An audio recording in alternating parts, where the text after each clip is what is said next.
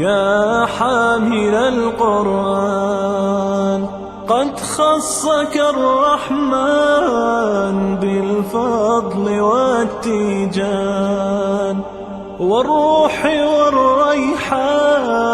يا حامل القرآن، قد خصك الرحمن بالفضل والتيجان والروح والريحان.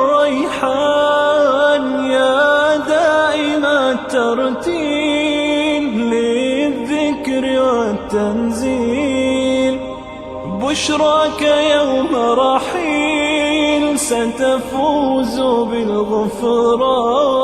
يا قارئ الآيات في الجمع والخلوات، تزهو بك السماوات وتنتشي الأكوان. يا حامل القرآن، يا حامل القرآن، يا حامل